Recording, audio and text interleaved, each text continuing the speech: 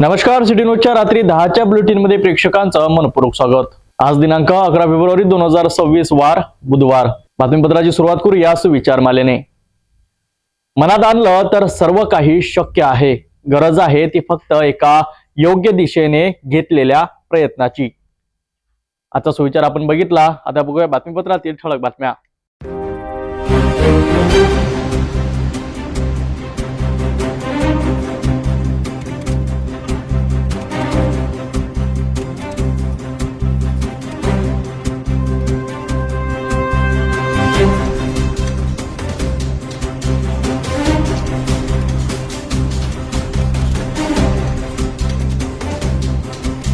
ठळक बातम्या बघितल्या। आता घेऊया एक छोटासा ब्रेक। शादी और ब्याह की शुरुआत आराधना साड़ी के साथ।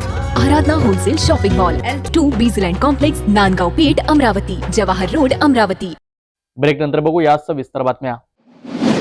अमरावतीच्या नागपुरी गेट पोलीस स्टेशन हद्दीतील मसानगंज परिसरात जुन्या वादातून रक्ताचा सडा पडला आहे। जुनी हिंदी शाळा नंबर 2 जवळ 10 फेब्रुवारीच्या रात्री अजय परमानंद अहरवार हे एका गाडीवर अंडा राईस खात होते। याच दरम्यान जुन्या वेमणनस्यातून आदर्श अहिरवार, जयंत अहिरवार आणि त्यांचे वडील निर्मल अहिरवार यांनी संगनमत करून अजय यांच्यावर चाकूने प्राणघातक हल्ला केलाय। पीडित अजय यांनी दिलेल्या माहितीनुसार निर्मल अहिरवार यांनी आधी त्यांना थापड मारली आणि त्यानंतर आपल्या मुलांना चाकूने वार करण्यास चेतावणी दिली। शाला क्रमांक 2 पुरानी 2 नंबर स्कूल के पास अंडे की गाड़ी के ऊपर अंडा राइस खाते खड़ा था। उधर ही उसका आदर्श अहरवार भी अंडा खाते हुए वही खड़ा था। उतने में जयंत और निर्मल अहरवार दोनों बाप बेटे वहां से आए और निर्मल अहरवार ने मेरे को आते से झापड़ मारा और ये बोला उसके लड़कों को उसने इसको मारो। तो उसके लड़कों ने चाकू निकाला, एक ने मेरे को चाकू से वार किया। या भीषण हल्ल्यात अजय गंभीर जखमी झाले असून त्यांच्यावर सध्या अमरावती येथील जिल्हा सामान्य रुग्णालयात उपचार सुरू आहे। प्राथमिक माहितीनुसार हा हल्ला महानगरपालिका निवडणुकीच्या वादातून झाल्याचे समोर येत आहे। नागपूर गेट पोलिसांनी जखमीचा जबाब नोंदवून घेतला असून पुढील तपास वेगाने सुरू आहे।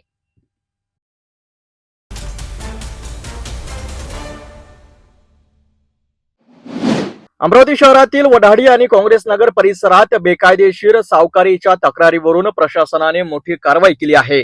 10 फेब्रुवारी रोजी जिल्हा उपनिबंधक कार्यालयाच्या मार्गदर्शनाखाली चांदूर रेल्वे आणि दर्यापूर पथकाने संयुक्तरित्या छापे टाकले।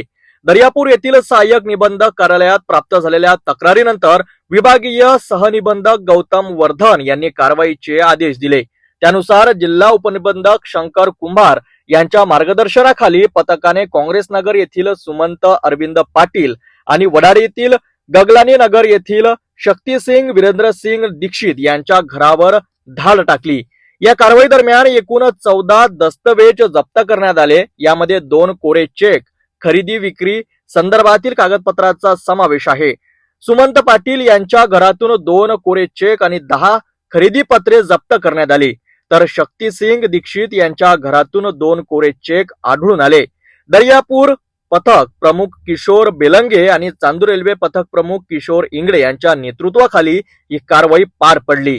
प्रकरणाचा पुढील तपास दर्यापूर सहाय्यक निबंधक सहकारी संस्था कार्यालयाकडून सुरू असून प्रशासनाने बेकायदेशीर सावकारी करणाऱ्यांवर कठोर कारवाईचा इशारा दिलाय।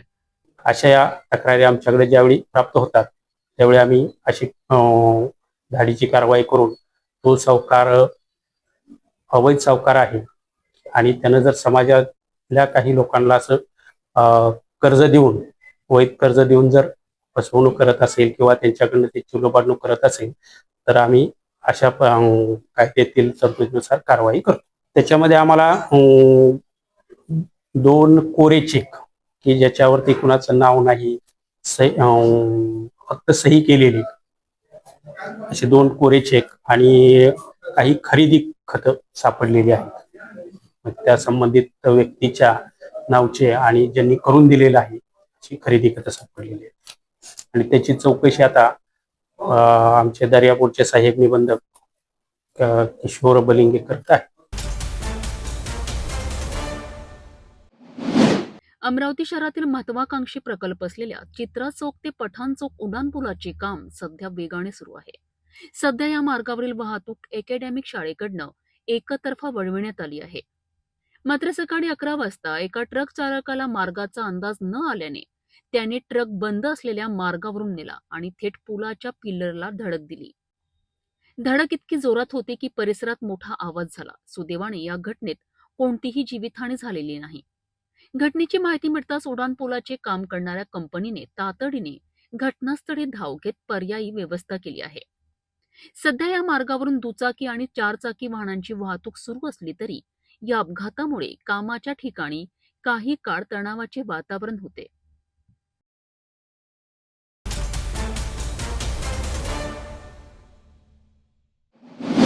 अमरावती ग्रामीण पोलीस दलात 214 रिक्त पदांकरिता 11 फेब्रुवारीपासून भरती प्रक्रियेला अधिकृत सुरुवात झाली आहे. या भरतीसाठी जिल्हाभरातून तसेच इतर भागातून एकूण 22,208 उमेदवारांनी अर्ज दाखल केले आहेत. शहरातील जोग स्टेडियम येथे सकाळपासूनच उमेदवारांची गर्दी पाहायला मिळाली. पहिल्या दिवशी सुमारे 800 उमेदवारांची शारीरिक प्रात्यक्षिक चाचणी घेण्यात येत आहे. धावणे, लांब उडी, गोळाफेक अशा विविध शारीरिक चाचण्यांद्वारे उमेदवारांची गुणवत्ता तपासली जाणार आहे. भरती प्रक्रियेदरम्यान कोणताही अनुचित प्रकार घडू नये तसेच पारदर्शकता राखली जावी याकरिता पोलीस प्रशासनाने चोख बंदोबस्त ठेवला आहे. भरतीस्थळी मोठ्या प्रमाणावर पोलीस बंदोबस्त तैनात करण्यात आला असून सीसीटीव्ही देखरेखीखाली संपूर्ण प्रक्रिया पार पडत आहे. उमेदवारांमध्ये मोठा उत्साह दिसून येत असून शिस्तबद्ध पद्धतीने प्रक्रिया सुरू आहे.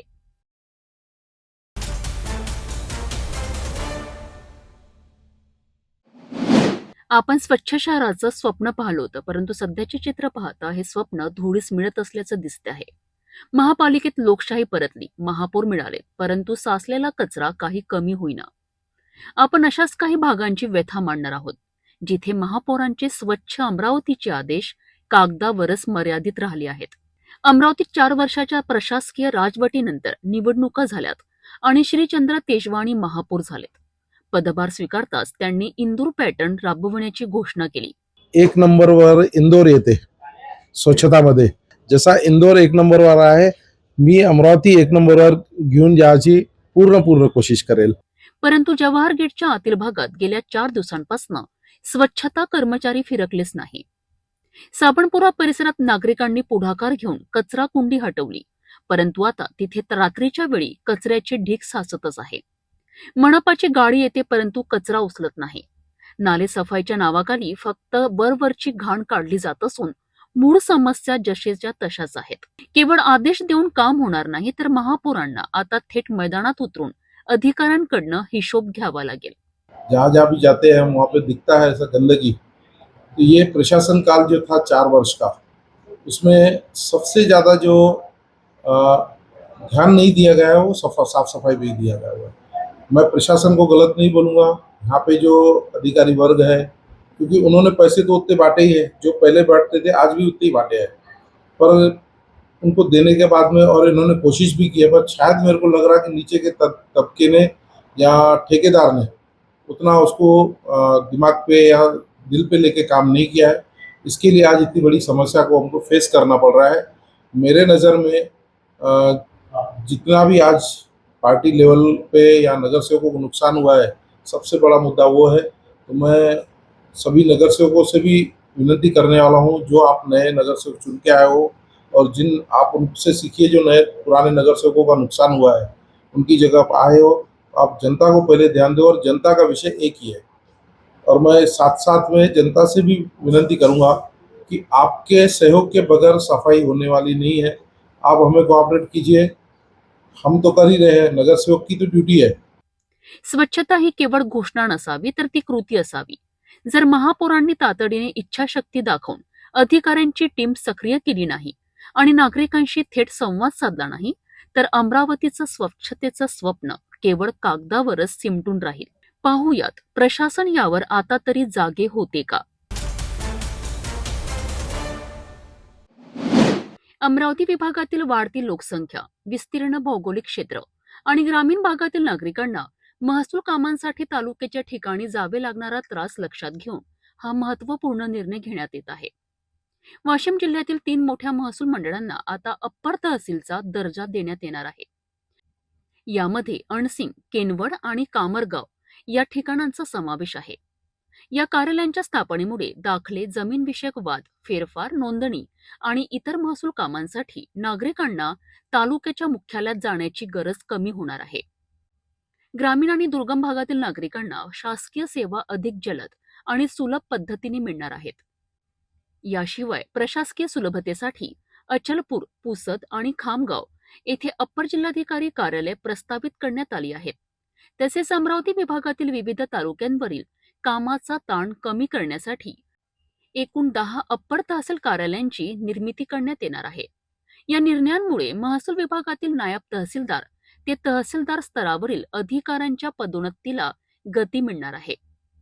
नवीन पदनिर्मितीमुळे नियमित तसेच कंत्राटी पदभरती होणार असून स्थानिक युवकांकरिता रोजगाराच्या मोठ्या संधी उपलब्ध होणार आहेत. हा निर्णय अमरावती विभागाचा प्रशासकीय चेहरा मोहरा बदलणारा ठरणार असल्याचे बोलले जात आहे.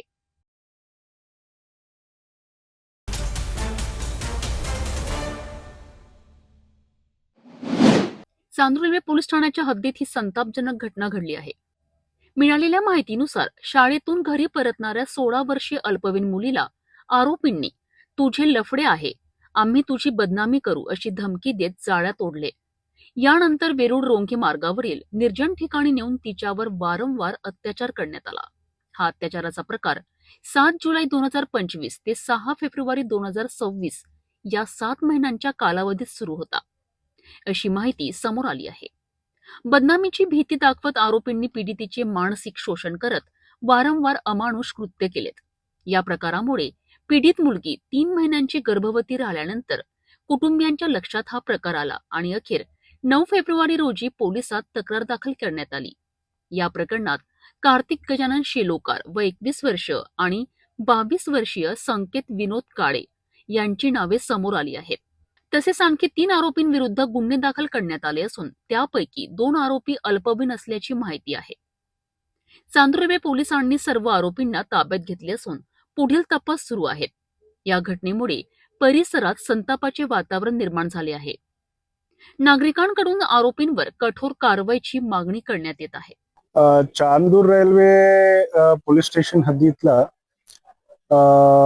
2 दिवस अगोदर पोलीस स्टेशनला इन्फॉर्मेशन भेटली की एक 16 वर्षीय मुली त्यांची लैंगिक अत्याचार झाली आणि त्या अत्याचारामुळे ते आता गर्भवती पण झाली म्हणून असं इन्फॉर्मेशन आम्हाला भेटली. तर लगेच आमच्याकडून महिला स्टाफ पाठवून ते 16 वर्षीय जे मुली आहे त्यांची स्टेटमेंट घेतली. तसा इमिडिएटली गुन्हा दाखल केले आणि ते जे विक्टिम आहे मुली त्यांनी त्यांच्या कंप्लेंटमध्ये 5 लोकांची नाव घेतलेली आहे जे आरोपी म्हणून आहे. ते 5 आरोपी पैकी 3 आरोपी जे आहे ते 18 वयाचे वरचे आहे आणि 2 मुले जे आहे ते 18 वर्षे खालीचे आहे, म्हणजे ते बाल आरोपी म्हणून आहे. तर पोलिसांनी ते 3 जे मेजर अक्युज्ड आहे त्यांना अटक करून कोर्टासमोर पेश केलेली आहे आणि जे उरलेले 2 बाल आरोपी आहे त्यांना JJP समोर पेश केलेली आहे. सोबत मुली जे आहे त्यांची मेडिकल तपासणी पण झालेली आहे आणि जे पुढचे जे तपास आहे ते पण आम्ही करत आहे आणि प्रक्रिया ते खूपच गंभीर आहे. एकतर ते महिला ते 18चे खालीची 16 वर्षाची महिला आहे, नंबर 1. सेकंडली आरोपी एक नाही 5 आरोपी आहे, हे गंभीर बाब आहे. आणि तिसरी ते महिला जे आहे ते पण एक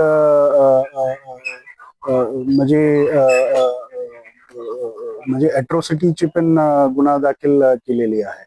तर ही तिन्ही बाब धरून आम्ही खूपच जास्त बारकाईने ते विषयावर लक्ष घेत आहे.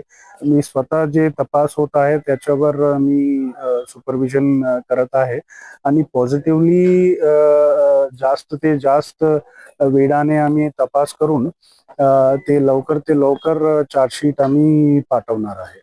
तसं पण आम्ही हे करणार आहे, म्हणजे जे 5 आरोपी जे ऑलरेडी आयडेंटिफाय झाली त्यांना सोडून इतर कोणी आरोपी त्यांनी ते मुलीसोबत गैरवर्तन केली का तिच्यावर पण आम्ही तपास करणार आहे. आणि सोबत जे आरोपी आहे ज्यांनी जे लैंगिक अत्याचार केली त्यांना मदतीसाठी कोणी तसं काही केला का ते पण आम्ही विचारपूस म्हणजे इन्व्हेस्टिगेशन करणार आहे.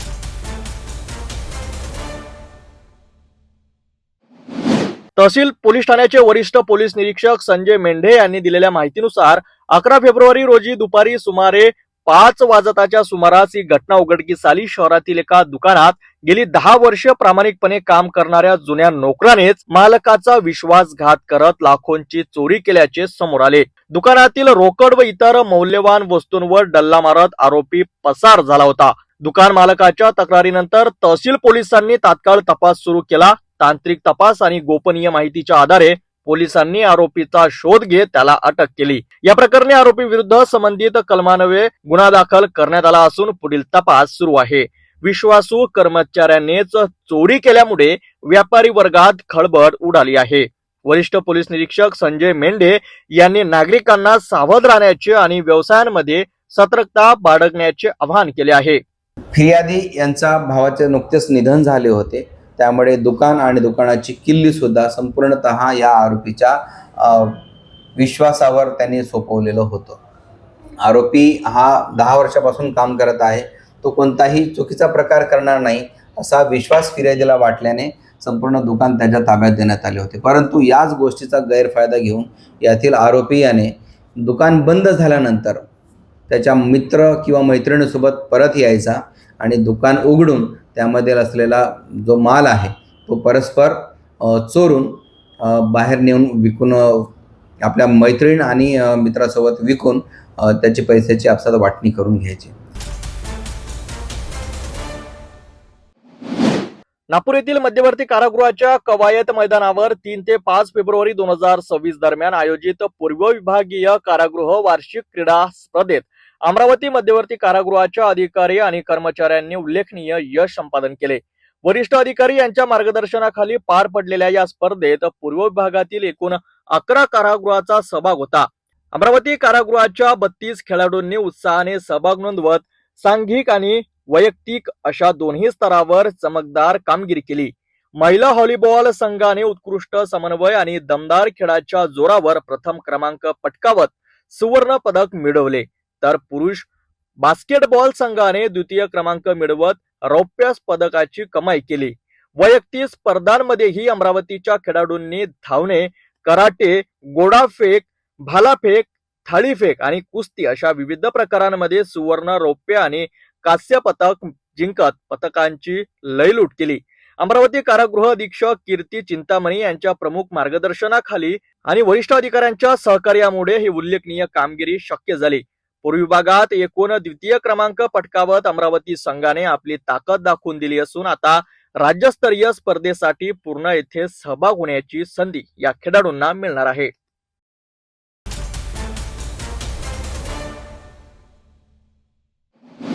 तहसील पोलीस ठाण्याच्या हद्दीत घडलेल्या चोरीच्या घटनेचा उलगडा पोलिसांनी अत्यंत चातुर्याने केला आहे. वरिष्ठ पोलीस निरीक्षक संजय मेंढे यांनी 11 फेब्रुवारी रोजी दुपारी 4 वाजताच्या सुमारास दिलेल्या माहितीनुसार एका दुकानात चोरी करण्यात आली होती. चोरी केल्यानंतर आरोपी घटनास्थळावरून फरार झाले. मात्र घाई गडबडीत एका आरोपीचा ऍपल कंपनीचा मोबाईल दुकानातच राहिला. घटनास्थळी सापडलेल्या मोबाईलच्या आधारे पोलिसांनी तपासाची चक्रे वेगाने फिरवली. मोबाईल मधील माहिती आणि तांत्रिक तपासाच्या मदतीने संशयिताची ओळख पटविण्यात आली. त्यानंतर तहसील पोलिसांनी कारवाई करत 4 आरोपींना अटक केली. आरोपी विरुद्ध संबंधित कलमानुसार गुन्हा दाखल करण्यात आला असून पुढील तपास सुरू आहे. या कारवाईमुळे परिसरातील नागरिकांमध्ये समाधानाचे वातावरण निर्माण झाले आहे. दुकानाची पाहणी करत असताना तिथे एक ऍपल कंपनीचा मोबाईल पडलेला दिसून आला. त्याबाबत फिर्यादी यांना विचारलं असता त्यांनी सांगितले की सदरचा मोबाईल हा त्यांचा नाही, तो मोबाईल आरोपीचाच आहे असा दाट संशय आल्याने तांत्रिक तपास करून यामध्ये आतापर्यंत एकूण 4 आरोपींना ताब्यात घेतलेला आहे आणि त्यांच्याकडून गुन्ह्यात चोरीस गेलेली जवळपास 50 ते 60 हजार रुपयाची रक्कम आम्ही रिकव्हर केलेली आहे. पुढील तपास हेड कॉन्स्टेबल प्रदीप सोनटक्के हे करीत आहेत. नागपूरच्या तहसील पोलीस ठाण्याच्या हद्दीत येणाऱ्या गांजा खेत चौक परिसरात ही चोरीची घटना घडली आहे. फिर्यादी अनिल नंदलाल कुकरेजा वय 37 वर्ष यांचे हरिकृष्ण एंटरप्राइजेस नावाचे कपड्याचे दुकान आहे. फिर्यादीने दुकान बंद करून शटरला कुलूप लावलेत आणि घरी गेलेत. दरम्यान दुसऱ्या दिवशी रविवार असल्याने दुकान बंदच होते. मात्र सोमवारी पोलिसांचा फोन आल्यानंतर ते दुकानात पोहोचले असता चोरीचा प्रकार उघडकीस आलाय. अज्ञात चोरट्यांनी दुकानाचे शटरचे कुलूप तोडून आत प्रवेश केला आणि ड्रावरमध्ये ठेवलेली 1,80,000 रुपयांची रोकड चोरून नेली. सीसीटीव्ही फुटेज तपासले असता 9 फेब्रुवारी रोजी 3 ते 4 वाजताच्या दरम्यान 2 अज्ञात इसम दुकानात चोरी करताना स्पष्ट दिसून आले आहेत. या प्रकरणी तहसील पोलीस ठाण्यात अज्ञात 2 आरोपींविरुद्ध गुन्हा दाखल करण्यात आला आहे. सध्या पोलिसांकडून आरोपींचा शोध घेण्याचे काम सुरू असून पुढील तपास सुरू आहे.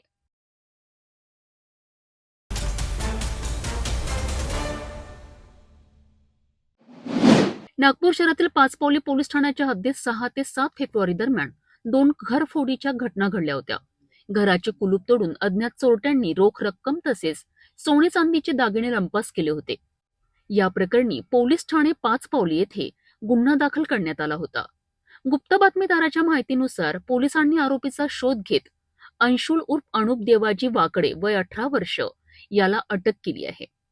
आरोपीकडनं एकूण 4,80,000 रुपयांचा मुद्देमाल जप्त करण्यात पोलिसांना यश आले आहे. ही कारवाई पोलीस आयुक्त डॉक्टर रवींद्र कुमार सिंगल यांच्या मार्गदर्शनाखाली करण्यात आली असून वरिष्ठ पोलीस निरीक्षक बाबूराव राऊत आणि त्यांच्या तपास पथकाने ही उल्लेखनीय कामगिरी बजावली आहे. बरोबर. बार्शी नगर परिसरात घरफोडी झाली, मोटरसायकल चोरीचे गुन्हे घडले. त्या अनुषंगाने टीव्ही पथकाला सूचना दिल्या. पेट्रोलिंग दरम्यान एक जो सराईत गुन्हेगार आहे अंशुल उर्फ अनुप देवाजी वाकडे त्याला ताब्यात घेऊन विचारपूस केली असता नंदनवन, तहसील, पाचपावली आणि वाडी या 3 ठिकाणी मोटरसायकल आणि पाचपावलीचे एक मोटरसायकल तसेच घरफोडीच गेलेले जे सोन्याचे दागिने आणि कॅश हे जप्त करण्यात यश मिळालेले आहे. टोटल 4,80,000 रुपयाचा मुद्देमाल जप्त करण्यात आले. आणखी एक आरोपी फरार आहे. 2 आरोपी विरुद्ध गुन्हा केल्याचे निष्पन्न झालेले आहे तपासात. त्याच्यात PSI माझगावकर, दिलीप पवार, अंकुश राठोड, पखान, वासुदेव जयपूरकर, आशिष आणि अतुल फरतडे यांची कामगिरी आहे.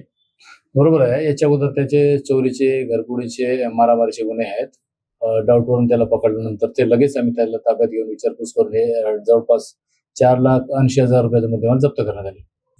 नशा करण्यासाठी तो जसं गुन्हा हे घरफोडी केलेली आहे त्याच वेळेला त्या कॅशमधून तो एका पोराला देऊन ते नशिले पदार्थ विकत घेण्यासाठी तो हे घरफोडी केलेली आहे. त्याच्यात जे वॉन्टेड आहे ते आम्ही त्याला अटक केल्यानंतर परत पुढे काही प्रगती होईल गुन्ह्यात.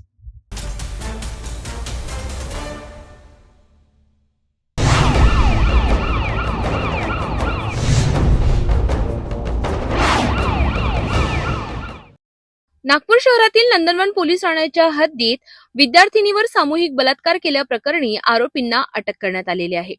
मिळालेल्या सविस्तर माहितीनुसार नंदनवन पोलीस ठाण्याचे वरिष्ठ पोलीस निरीक्षक कैलाश देशमाने यांनी दिलेल्या माहितीनुसार अल्पवयीन विद्यार्थिनीवर सामूहिक अत्याचार झाल्याची गंभीर घटना समोर आली. या प्रकरणी पोलिसांनी तात्काळ कारवाई करत आरोपींना अटक केली. मुख्य आरोपीला न्यायालयात हजर करण्यात आले असता न्यायालयाने त्याला 3 दिवसांची पोलीस कोठडी सुनावली. तसेच या प्रकरणात सहभागी असलेल्या 2 विधी संघर्षग्रस्त बालकांना बाल सुधारगृहात रवानगी करण्यात आली आहे. पोलिसांकडून पुढील तपास वेगाने सुरू असून घटनेचे सर्व पैलू तपासले जात आहेत. पीडितेला वैद्यकीय तपासणीसाठी पाठविण्यात आले असून तिच्या सुरक्षिततेची विशेष काळजी घेतली जात आहे. या घटनेमुळे परिसरात संतापाची भावना व्यक्त केली जात आहे. नागरिकांकडून आरोपींवर कठोर कारवाई करण्याची मागणी होत आहे. या प्रकरणाचा पुढील तपास सुरू असून पोलिसांकडून आणखी माहिती लवकरच समोर येण्याची शक्यता वर्तवली जात आहे. एक मेजर आरोपी आहे ज्याचं वय 18 वर्षापेक्षा जास्त आणि 2 आहेत ते अल्पवयीन आहे. यामध्ये तपास चालू आहे सध्या आणि यामध्ये एक आरोपी जो आहे मेजर आहे त्याला अटक करण्यात आलेली आहे आणि त्याचा मान्य न्यायालयाने 3 दिवसाचा PCR ग्रँट केलेला आहे आणि दोघा जणांना ज्युव्हेनाइल जस्टिस ॲक्टनुसार जी काही आहे प्रोव्हिजन्स वगैरे त्यानुसार तपास चालू आहे. सर मुलांची आरोपींची मुलीची पहिल्याशी काही ओळख होती? ते मित्र होते आणि त्यामधूनच हा प्रकार घडलेला आहे आणि यातला जो आरोपी आहे तो सर्व जे आरोपी आहेत ते शिक्षण घेत आहेत. नागपूर महामार्गावर दाभड गावालगत वारंवार होत असलेल्या अपघातांमुळे अनेकांना आपला जीव गमवावा लागत आहे. या सततच्या दुर्घटनांमुळे गावकऱ्यांमध्ये तीव्र संताप निर्माण झाला आहे. गावालगतचा हा महामार्ग अत्यंत वर्दळीचा असून नागरिकांना रस्ता ओलांडताना जीव मुठीत धरून जावे लागते. शाळकरी मुले, शेतकरी आणि स्थानिक नागरिकांसाठी हा रस्ता धोकादायक ठरत आहे. प्रशासनाकडे वारंवार मागणी करूनही कोणतीही ठोस कारवाई न झाल्याने अखेर ग्रामस्थांनी आंदोलनाचा मार्ग स्वीकारलाय. भुयारी मार्ग तात्काळ मंजूर करावा आणि कामाला सुरुवात करावी अशी ठाम मागणी यावेळी करण्यात आली आहे. गावकऱ्यांनी महामार्गावर ठिय्या देत रास्ता रोको आंदोलन सुरू केलेत. त्यामुळे दोन्ही बाजूंनी वाहनांच्या लांबच लांब रांगा लागल्या असून प्रवाशांना मोठा मनस्ताप सहन करावा लागतोय. या दरम्यान या घटनेची माहिती मिळताच पोलीस प्रशासन घटनास्थळी दाखल झालेत असून आंदोलकांशी चर्चा सुरू आहे. मात्र जोपर्यंत ठोस आश्वासन मिळत नाही तोपर्यंत आंदोलन मागे घेणार नसल्याचा इशारा ग्रामस्थांनी दिला आहे. तर हिंगोली राष्ट्रीय महामार्गावर नांदेड पासून जवळ असले दाभड, बामणी, शेलगाव या तिन्ही गावाला कोणत्याही पर्यायी मार्ग न देता साधा सर्व्हिस रोड देऊन अत्यंत दुर्दैवी घटनेला या ठिकाणी आम्हाला त्या ठिकाणी परवानगी दिल्यासारखं शासनाने केलेलं आहे. या तिन्ही गावाला पर्यायी मार्ग दिला असता तर आमच्या जीवाला जीवित हानी झाली नसती. आणि या 15 दिवसामध्ये दाभड येथील 2 महिला या ठिकाणी या रस्त्यावर ये जा करते वेळेस दहन होण्याच्या साधनासाठी नेहमी शेताकडे येण्या जाण्यासाठी जावं लागते. त्या येण्या जाण्यासाठी करते वेळेस त्या ठिकाणी 2 महिलांचा या ठिकाणी जीव गेलेला आहे. आणि त्या महिलांच्या जीव गेल्यानंतर पूर्ण गाव या ठिकाणी सतर्क झालेले आहे. तिन्ही गाव लोक सतर्क झालेले आहेत आणि या ठिकाणी त्यांनी या ठिकाणी शासनाचा निर्देश म्हणून या ठिकाणी त्या महिलांच्या आत्मशांती लाभू आणि पुन्हा अशी दुर्घटना होऊ नये म्हणून या ठिकाणी रास्ता रोको आंदोलन या ठिकाणी तिन्ही गावाच्या वतीने करण्यात आलेलं आहे. मागणी एकच आहे की या तिन्ही गावाला पर्यायी मार्ग म्हणून बामणी किंवा शेलगाव, दाभड या तिन्हीचा मध्यस्थान म्हणून या ठिकाणी भुयारी मार्ग त्या ठिकाणी आम्हाला देण्यात यावा आणि आमची ही मागणी लवकरात लवकर पूर्ण करावी. अन्यथा तिन्ही गावाच्या वतीने मोठं आंदोलन या ठिकाणी करण्यात येईल आणि सर्व तिन्ही गावं मिळून या ठिकाणी एकत्र येऊन आमचा जो संसार आहे या राष्ट्रीय महामार्गावर या ठिकाणी आम्ही नक्कीच मांडणार, जर लवकरात लवकर मांडणी नाही झाली तर.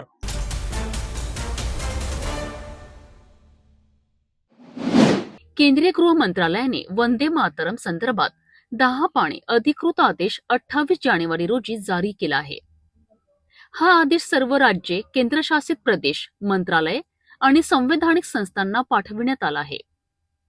या नव्या प्रोटोकॉलनुसार राष्ट्रगीत वंदे मातरमचा 6 अंतराचा पूर्ण अधिकृत आवृत्ती, ज्याचा कालावधी 3 मिनिटे 10 सेकंद आहे. अनेक सरकारी कार्यक्रमांमध्ये अनिवार्यपणे गाणे आणि वाजवणे आवश्यक असेल. तिरंगा ध्वज फडकवताना राष्ट्रपतींच्या आगमन आणि प्रस्थानावेळी, राष्ट्रपतींच्या राष्ट्राला संबोधनाच्या आधी आणि नंतर, तसेच राज्यपाल आणि उपराज्यपाल यांच्या कार्यक्रमांमध्ये आगमन, प्रस्थान आणि भाषणांपूर्वी व नंतर वंदे मातरम सादर केले जाईल. जर एखाद्या कार्यक्रमात वंदे मातरम आणि राष्ट्रगान जन गण मन दोन्ही सादर केले जाणार असतील तर आधी वंदे मातरम आणि त्यानंतर जन गण मन असे क्रम निश्चित करण्यात आले आहेत. गृह मंत्रालयाने स्पष्ट केले आहे की वंदे मातरमचा अधिकृत आवृत्ती वाजविली आणि गायली जात असताना सर्व उपस्थितांनी आदराने सावधान स्थितीत उभे राहणे आवश्यक आहे. मात्र एखाद्या माहितीपट, न्यूज फिल्म आणि चित्रपटात वंदे मातरम हा भाग म्हणून दाखविला गेला असल्यास प्रेक्षकांनी उभे राहणे आवश्यक नाही, जेणेकरून कार्यक्रमात कोणतीही अडचण निर्माण होऊ नये. या निर्णयामुळे सरकारी कार्यक्रमांच्या प्रोटोकॉलमध्ये महत्त्वपूर्ण बदल झाला असून देशभरात याची अंमलबजावणी केली जाणार आहे.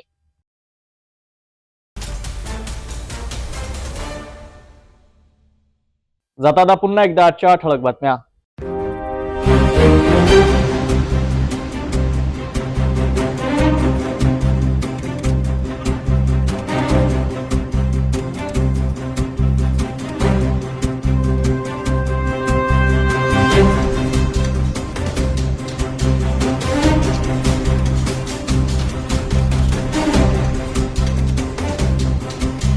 आपण आता सिटी न्यूज चॅनल आपल्या टीव्हीवर सुद्धा बघू शकता. यामध्ये next channel number 117, Jio channel number 872, JTBL channel number 73, Fastway channel number 256 वर बघू शकाल. आता अमरावती जिल्ह्यानंतर विदर्भ आणि महाराष्ट्राचे दर्शक घर बसल्या आपल्या केबल टीव्हीवर सिटी न्यूज बातमी पाहू शकाल. यात Chhatrapati Sambhajinagar next set box number 14, Yavatmal set box number 12, Washim set box number 26, Nanded set box number 17, Mahur set box number 07, Akola RRC set box number 899 वर लवकरच आम्ही आपल्यापर्यंत पोहोचणार आहोत. जर आपल्या टीव्हीवर सिटी न्यूज चॅनल दिसत नसेल तर आपण आपल्या केबल ऑपरेटरशी संपर्क करावा. सिटी न्यूज केबलच्या व्यतिरिक्त युट्यूब, फेसबुक, इंस्टाग्राम आणि ट्विटरवर सुद्धा बघू शकता. याकरिता सोशल मीडिया अकाउंट सबस्क्राईब करा, फॉलो करा, लाईक करा. युट्यूब अकाउंट सबस्क्राईब करण्याकरिता सबस्क्राईब बटनला क्लिक करा आणि बेल आयकॉन दाबायला विसरू नका, कारण सर्वात आधी समाचार आपल्यापर्यंत पोहोचणार आहेत. तसेच सिटी न्यूजचे फेसबुक पेज लाईक करा, इंस्टाग्राम आणि ट्विटर हँडल फॉलो करा. आपण व्हॉट्सअपवर सूचना देऊन सुद्धा न्यूज प्राप्त करू शकता. व्हॉट्सअप नंबर खाली स्क्रीनवर येत आहे. ही बातमी तर एवढ्यावरच थांबूया. पुन्हा भेटून घडामोडी सोबत. नमस्कार. हर खबर पर पैनी नजर, हर मुद्दे पर सटीक वार, यही है सिटी न्यूज की पहचान. जहाँ सच्चाई की आवाज दबाई जाती है, वहाँ सिटी न्यूज उठाता है सवाल. हर स्क्रीन पर, हर प्लेटफॉर्म पर हमारी मौजूदगी बोलती है. सिटी न्यूज हमेशा सच के साथ.